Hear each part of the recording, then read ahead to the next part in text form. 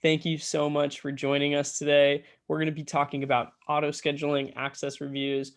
We're really lucky to be joined with Russell Tate.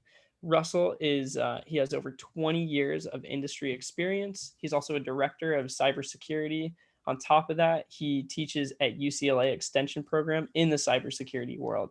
So thank you so much for joining us, Russell. We're greatly appreciative to have you here.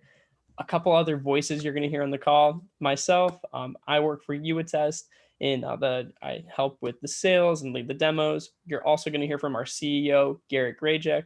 And then we have Mark Millar and Cher Azam. Both of them are in the product development and engineering side. Just a quick overview of the agenda. We're first going to be talking about access reviews. Russell's going to handle that. Then we're going to pass on over to Garrett, who's going to go into UATest, talking about that in detail.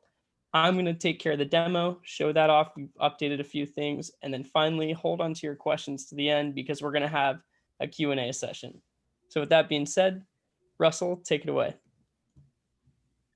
Great, thanks, Austin. All right, so let's just jump into a quick definition of access reviews so we know what we're all talking about. So next slide. So a user access review control to periodically verify that only legitimate users have access to applications or infrastructure, right? So legitimate's a key word. It's, do they have a business reason, least privilege? We'll talk about that later. Are they still an employee, for example? They work for a contractor. Who are these people? And what do they have access to? And why do we really care about this? I mean, in the world we're in right now, 90% of the world's data was created in the last 2 years. That's a number you'll see around a lot.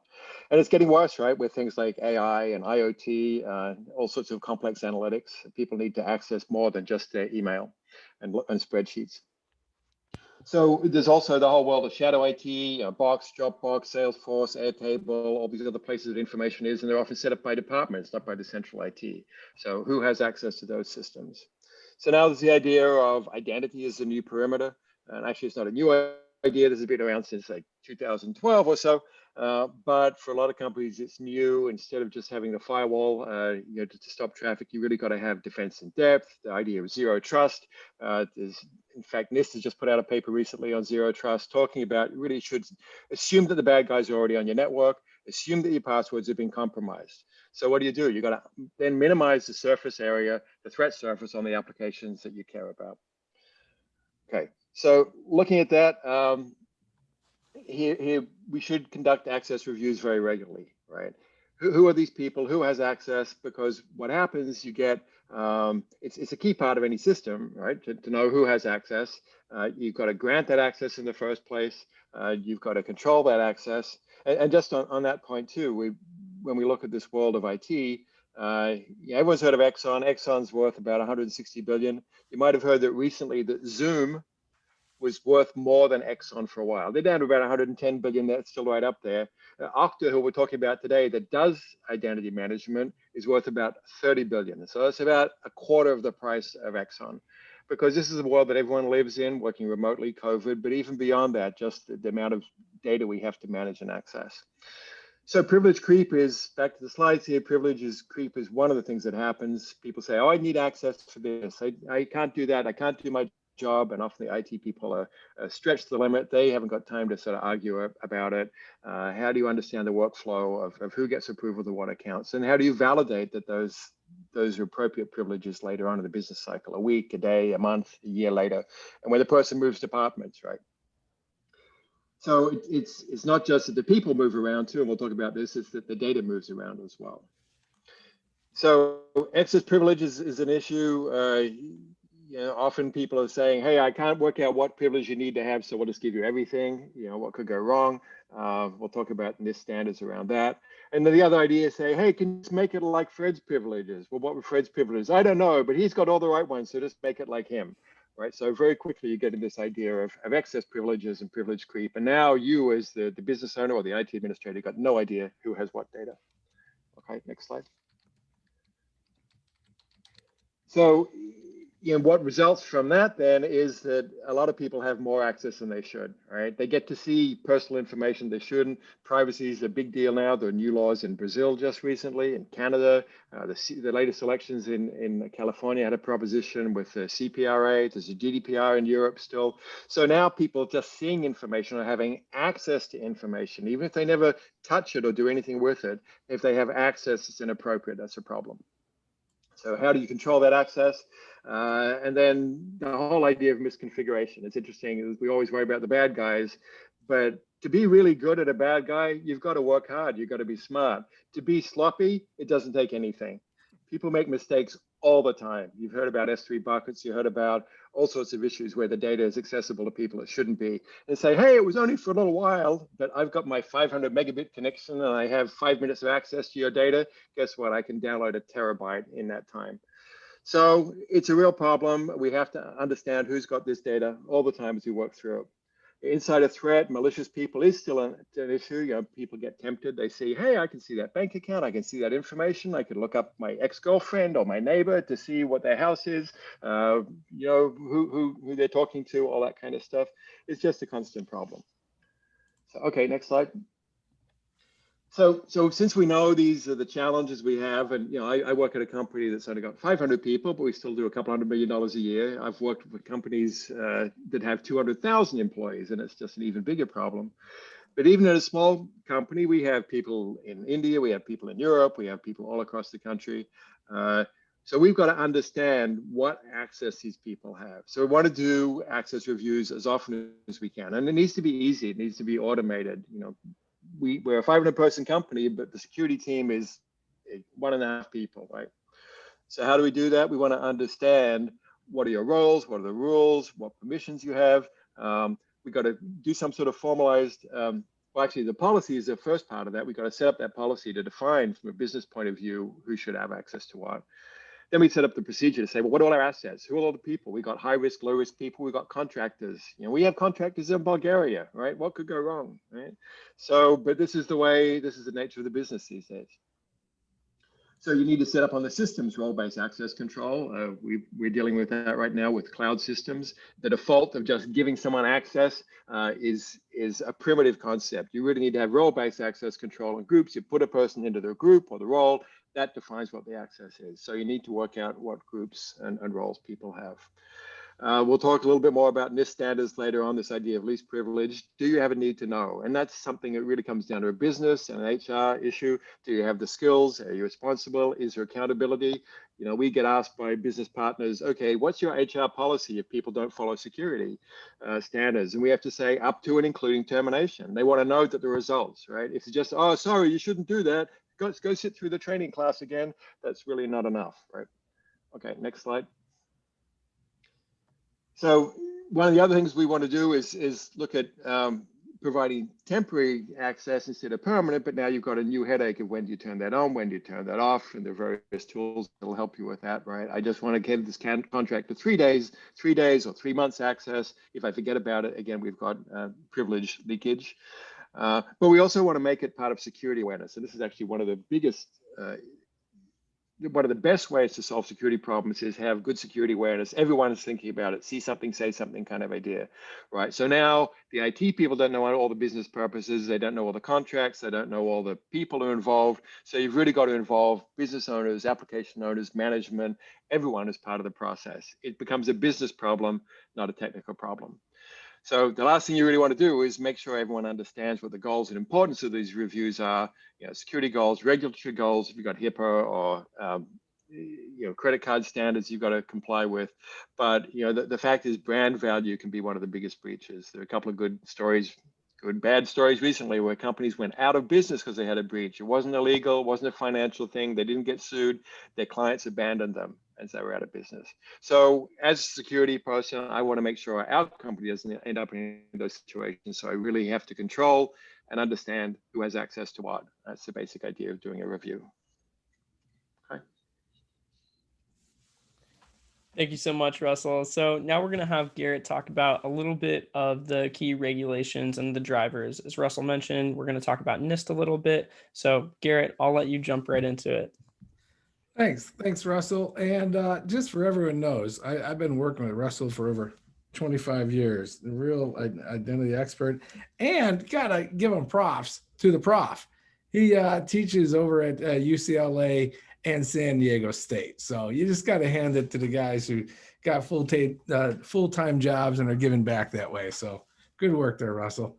Love to be your student. I might even pay attention or even go. Okay. Uh, all my cyber classes were at 8 in the morning. They were tough.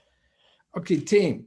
What I like to do is pass on to the rest of the industry. I was just talking to ISAC last week. Compare notes. Who is making us do these access reviews? And because at first I'm going to talk that way. Who is making us? Then I'm going to talk why we really should, according to the guidances. The mandates, straight out mandates. SOX 404B says straight out, you got to do an access review and you have to hand it off to the governance body. They have to hand it off to management. ISO 2701 mandates access reviews. If you're an ISO shop, 2701 mandates this. SOC 2 Type 2 was just working with a compliance team the other day, and they were straight out saying, Garrett, we like your stuff, and we should be talking more because our access reviews are required in our SOX compliance. And one, which my friend Russell was telling a story in the prep session, high trust. High trust is straight out. The medical company saying straight out to the providers, if you're handling innovative data, if you're handling any of the information, you have to meet these high trust standards. That high trust was created straight out by the industry for the industry, and that's why they're some of the harshest. The same way PCI DSS was created for the industry by the industry to make sure they don't get their pantsuit off. Okay, now let's just go into the NIST CSF, the cybersecurity framework, and talk about where and why NIST, through the best practices, says you should be doing access reviews. Let's go through a few of them. Start with basically ID governance and access, the risk management process. The access reviews should be part of these reports and part of the information that is handed over to management, saying that we follow best practices as a company, and this is our cybersecurity report and the best practices and policies we have, and we conduct these whatever period you're saying, mandated usually around at least twice a year, and most of the governance the companies I talk to are doing these 4 times a year. Next. This is straight out stated as the best practice, the PRAC-4, that the accesses, the user accesses have to be reviewed by a process. And we'll talk about the different ways you could do it, right? But it says straight out in this PRAC-4 that what roles and privileges you are giving to your relevant information and relevant resources should be reviewed. 2 more.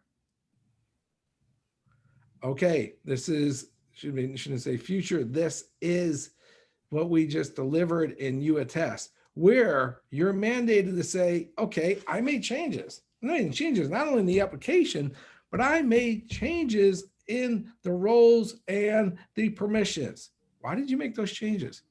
Who approved those changes? Where is the documentation that I made these changes and they were for this reasons and they were legitimate? I liked what Russell said straight out. I'm a big believer in this in hacking. Most hacking, as Russell was saying, is that we as IT people are sloppy in our practice and procedures, and therefore we leave extra permissions around, we leave extra access around, and then voila, someone who, just hypothetically gets into HVAC system and then hypothetically jumps and starts becoming an admin and then takes all of our credit card information for a major retailer. That's not picking on target, but that's the real world that we as IT people, we do processes, and because there isn't an overarching systematic approach to how we're doing it, it's very easy to benignly grant too much privilege and not to review it. And that's why this was a customer feature that we were asked to build that says after a change occurs, we want to ensure on key groups that they are attested to. So we don't have this. So therefore we can enforce, next, the granddaddy of them all. The granddaddy of them all is the concept of POLF, the principle of least privilege, right? That what we're really doing, and that's, we all know it. We know what we should be doing. We know that, Garrett, what we'd like to do is to actually give the least amount of privileges to each user in each process, right? And that will make us secure. But the question is, how do we do that? And how we do that is through the auto scheduling of access reviews and the auto attestation, which Austin in his demo might be mentioning because it's part of the tool release that we give, that says automatically if you change people in certain groups or certain roles and permissions, that it gets attested to. Okay. Excellent. Thank you so much, Garrett. Yeah, that was really fantastic going into the, the why behind this. And so now we're going to be passing it over to Russell. We went to the why. We're going to talk about the when. So when you should actually start increasing the frequencies of these access reviews. Great. Okay. So thanks. Yeah, again, part of the idea here is you want to do this as often as possible, right? And that's where it has to be easy. I say I'm the core part of the security team at our company. I can't sit down and take a week off to go through all this stuff. But we have issues where we've hired new people, we've got new contractors, we've made some acquisitions. What are the access privileges that those people have? So we have a large population, large user population with diverse skills and diverse risk level, right? We got a contractor who works part-time for us in Eastern Europe. Their risk level is different from someone who works in the office that's worked at the company for 10 years, right? That we know. So we have different risk levels with people. We have different risk levels of the systems that they access. And it's the intersection of those two. What's the risk of the person? What's the risk and the value of the system? And how do those things how do those things relate? That access is really what we have to look at. So anytime the population changes, we add new contractors, make an acquisition, that's an issue. Just growing as a company, we need to do that. Lots of places require sort of monthly, quarterly reviews of critical systems, but really want to do it on everything because just like Garrett was saying about Target, the least privilege access can easily be, someone's got inappropriate access and they password breach from external system. Have I been polled? 3 billion username password combinations out there, right? So we get attacked sometimes 5 million times a day at user password tests, right? So the bad guys are out there. It's changing all the time. So really got to understand who has access to what, and then cut it back to the minimum.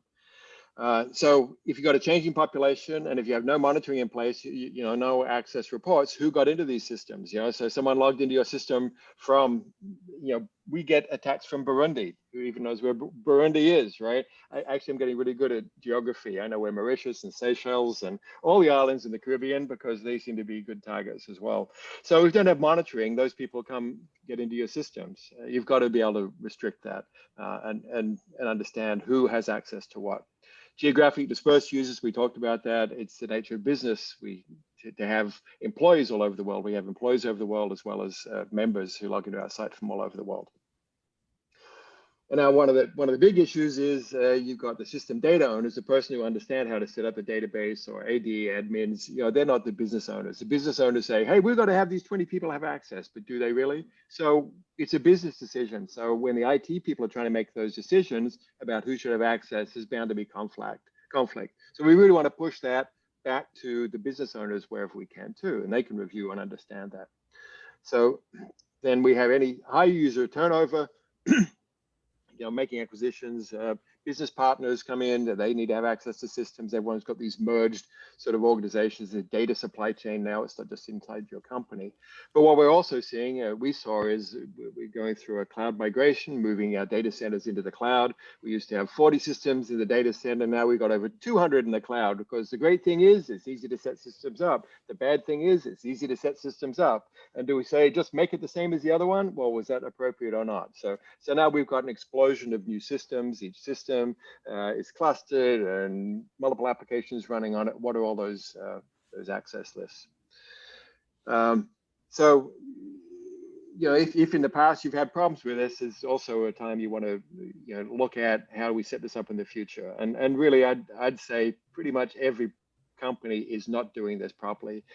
Some of the big banks have a $600 million a year a security budget. Most companies don't.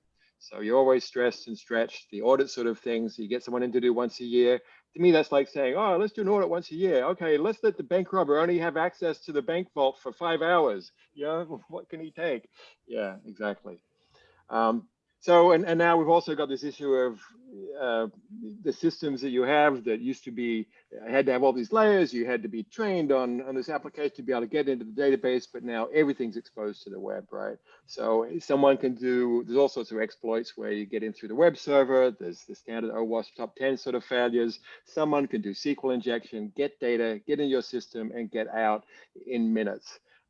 So you really want to understand, that's a whole separate area we're not talking about with the application control and monitoring. But if you have good access in the first place, someone shouldn't be able to get root access to your web server or your database because they got through the web server. So all these things, different areas to look at. And again, if you understand who the people, what the systems are, what access they have, if you measure it, you can control it. If you've got no idea, how do you manage it? Basic idea. Okay, thanks. Excellent. Thank you. So, as Russell talked about, the frequency, the what should be done, Garrett's going to go into just a few features that UAttest offers, and then I'm going to go into talking and walking through the demo of actually, playing out these features and see them work in real time. And the most pressing question, of course, to everyone right now is, where is Burundi? I looked it up. It's just south of Rwanda, and it's got a really cool flag. I like flags. So, there you go. Okay, team, let's we talk about the problems. Let's get closer to the solution. One last thing. The reason, and IT people are the best people in the world. Everyone is called IT people. I like IT people. We do good things and we mean well, right? So why aren't we doing the greatest access reviews when we know NIST is telling us and we're being mandated, et cetera? It's because the standard ways out there are really expensive. That's all there's to it. Look at the right-hand side. They're expensive. They're expensive to buy, and they're expensive to implement. So we wind up doing manual, which we all know, is very fraught with errors, but the numbers show around 60% errors. So watch what I'm going to show you here. Little architecture stuff. Okay, next slide. This is the standard way IGA products work. They mean well. I've taken training them. They're good products and they have amazing functionality. But what they've done is they've done it the old school way, which says, okay, every resource, and in your organization, I'll give you 500 like Russell's or whatever, your 50,000, you've got a lot of applications and a lot of resources to be pulling access privileges from. So you imagine how hard it is for these poor IGA companies when they have an agent or connector for each one of these resources. It's a lot of work. They're good products, but it's a lot of work and it takes a lot of time to implement. Therefore, the design we took up with was let's attack in an intelligent way. Let's work with who already has the connectors to the resources and then pull from the one source. So we can spend time, as Austin will show you, we can spend the time on your problem. Your problem is actually getting some value out of this data. But if it takes you 6 months to deploy a solution to even get the data, well, you're probably doing it manual. And that's exactly what's going on with Planet Earth. Okay, next. So literally what we did is said, great, let's do it securely. We got the product Okta verified. We're taking it from Okta, and then we have resources. And as Austin could show you, we can take data in other ways as possible, as well as Okta. Okay, let's go into the demo, my friend Austin. Excellent, sounds good. So I'm gonna hop over to this screen really quick. And as Garrett mentioned, we have a lot that we added in our version 2 of the product. Starting with, I just want to quickly go over, this is our new dashboard. So if you're familiar with UAttest, this is going to look a little bit different. It's basically it's giving you a great picture into your total users, your total number of applications, your active campaigns, what's really happening. So you have this new insight to what is going on. Now, what we're here to talk about, the main thing, as Russell and Garrett were both talking about, was the frequency. When we are performing an access review, I'm going to just really quick create a new campaign and pull some application information, pull the users, and then show you how we could do this process as many times as you need. So the first one is just setting it up. Then it's going to be as easy as clicking a button and it'll reschedule to whatever frequency you want. Right here, you can see we're able to pull from Active Directory groups, Okta UD as well, or applications. I'm going to select applications right here. You could select the source that you want to pull this from. So we're just going to take it from Okta. And then right here, we'll name this one. Then we'll select a due date, and we'll make this due at the end of the month and click next. On this next page, what's being pulled up, these are all the applications that are in your Okta environment. If it's there, you will absolutely see it here, and you'll be able to select as many or as few as you want to perform an access review on. You'll even notice down here, this is one of the new features. We could pull all users or just active users. So that's a really important feature that we've just added into the product. Once I've clicked done right here, what's happening in the background, it's just creating this report. So it's pulling those users, it's putting it all together, and it's allowing us to have a nice place, a nice worksheet where we can invite other people to say, hey, does this access look right? Do we need to make any changes? And then we'll have a chance to create a scheduled regular campaign. I'm just going to refresh my page so we can see that pop up there. And right here, we have the campaign we just created. I'll expand this all the way out, but you can see we have all the users, we have which application, if lifecycle management is enabled, we will see the role, the profile, the user manager, the job title, all that information will be available to us.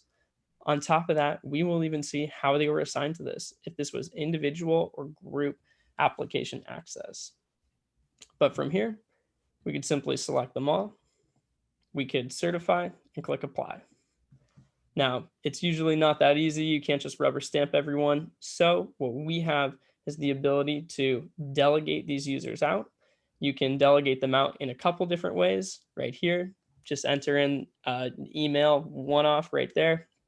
You could also assign this to a group. So if you type in what group you're looking for, you'll notice it'll populate as we actually go through this process. And you could even select if we could have multiple people sign off on this. So if we check this box, everyone has to certify or revoke. They have to have the same action for anything to take place. Now, I mentioned revoke. We do also have the ability to go in and revoke a user.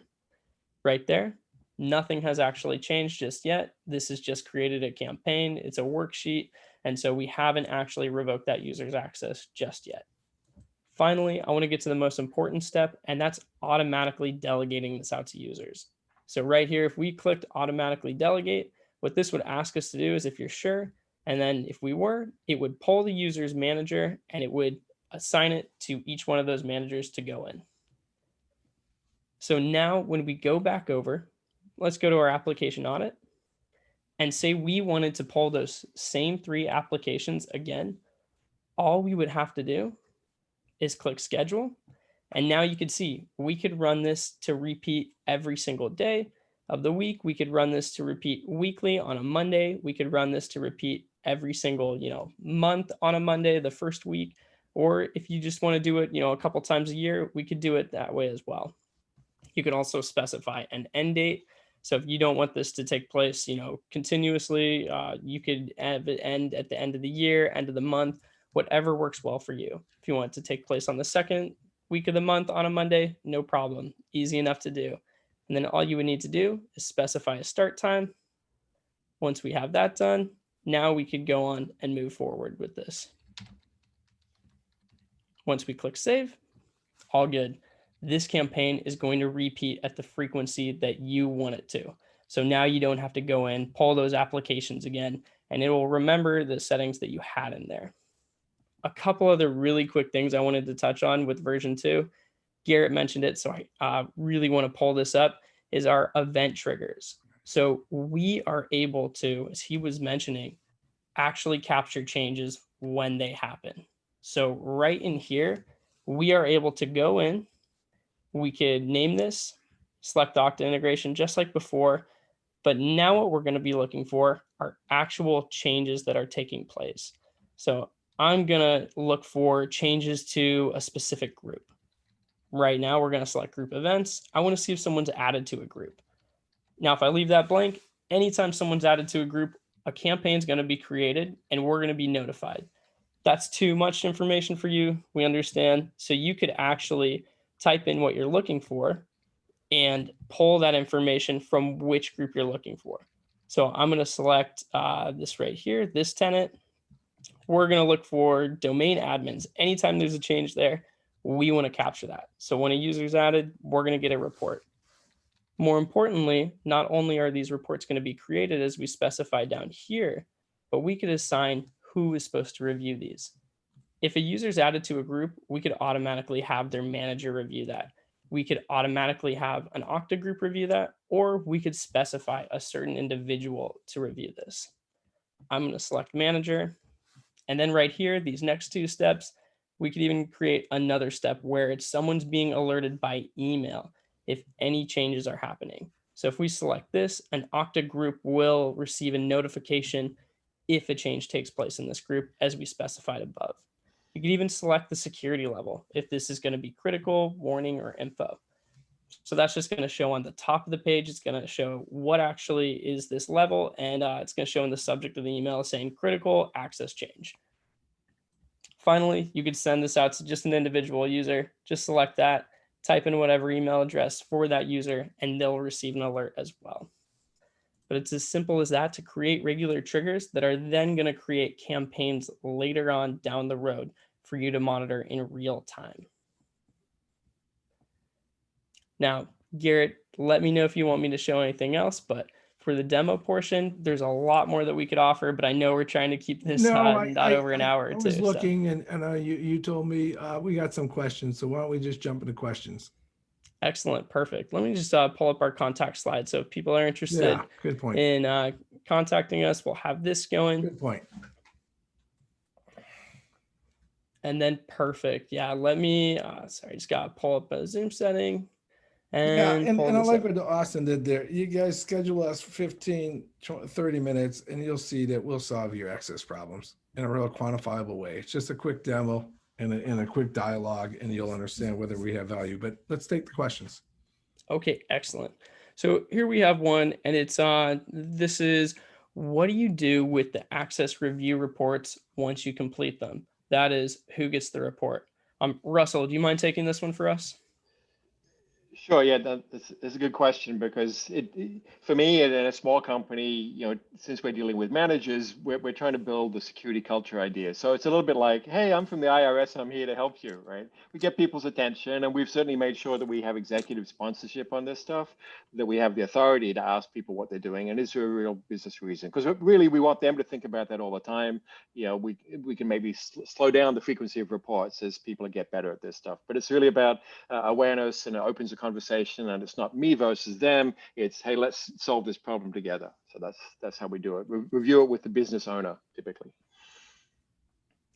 Absolutely. Thank you. And, I left off a really important part of the demo too. That's that UATS is actually creating these reports. So once you run that access review, it's capturing, as a PDF, as a CSV file, whatever you want, what took place, who took the action, and, which applications it was associated with. It's very simple to read, easy to pull up. And it kind of goes into this next question I see here, and it's asking what I meant by auto delegation. So I don't mind taking this one. What is auto delegation? In UATS, this is where we are automatically able to capture the manager. It's pulling that information and it's going to assign it to that manager to actually perform that review. Now, the manager is only going to see the users that are assigned to that manager. So he or she will not be able to go into another campaign. They won't be able to look at other information. They're only responsible for the users that were automatically associated with them. Good question. Okay, so we have another one. How do you relate access reviews to data privacy? Do you include the access reviews in your data privacy efforts? Russell, do you mind taking this question as well? Sure. Yeah, again, and so with privacy, I'm a DPO, data privacy officer at our company. I did the privacy certification a couple of years ago, It's interesting to go to those conferences. They're 90% lawyers right now. You know what? Lawyers are great at writing statements, but they really don't understand about encryption and ownership and databases and other things. So that's the sort of role I have to take and say, well, look, you said this person has access, but you know what data is really in that system. And again, it opens up a conversation a lot of times. But again, we were talking before about how often you do these reviews. Well, guess what? It's changing all the time. We have separate reviews for European-based people right now because of GDPR. California's coming in, but like I mentioned, Brazil's got a new standard that's just coming up. Canada's got another one. Maybe the federal government will bring out a unified standard, but privacy is just very much a moving target. And with masses of data that wasn't PII before is now. So that's part of what it's a growing conversation that we're trying to work on. So we don't have it solved yet. Great topic for the next webinar. I like access reviews and data privacy. That was good, Russell. Take it away, Austin. Yeah, excellent. So we have a question here. It's saying that UAttest was talking about pulling information from an Okta environment. What about non-Okta resources? Cher, do you mind jumping on this one? Sure. Okay, so we have the option to import the data via CSV file, and that is something that UAttest allows, and you can run a campaign and an access can be reviewed against that imported data. So yes, we have that option within UAttest that you can use a CSV file to import your data, right? Nice. Yeah, absolutely. And what's really cool about that is you are able to import a CSV. You can have your own custom headers, everything you want there, but you're also able to leverage what Okta offers. So you could pull that user's manager, even if it's not in the CSV, it'll recognize the email and you could automatically delegate it out to the manager to review those people. So it takes that manual process, makes it a little bit more automated. We have another question here. What's your corrective game plan after an access review? Do you meet with individual managers, create JIRA tickets, or just write one report? Russell, do you mind taking this one? Well, yeah, it depends who it is, right? If it's the CEO, I say, hey, can we sit down and have lunch maybe, right? Yeah, other people, it's like, hey, there's a ticket, you should respond. But the main objective is, I'm here, but I don't want to see you again, and you don't want to see me. So let's talk about it now, and we'll do the reviews. It's like the how am I driving kind of thing, right? It's good for people to know that they're being watched, and that's what we're trying to use it as a friendly political tool in that sense.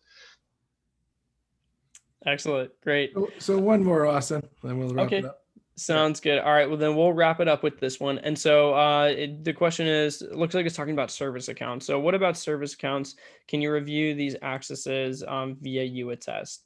Cher and Mark, do you mind handling this one? Yes, this is Mark. So the answer is yes, you can import service accounts into your Okta tenant, and from Okta tenant, UAttest will bring in that information in UAttest for you to review. So the answer is yes. Perfect. That was a nice Good clean stuff. answer. All right. Hey, I want to say, first of all, thanks to the esteemed professor, Mr. Russell Tate from San Diego State and UCLA, just like saying that. And also, obviously, IT professional and certified, et cetera. And the UAttest team. Most importantly, team out there, hopefully we helped you in your daily task and would like to work with you with UAttest for your access reviews. All right.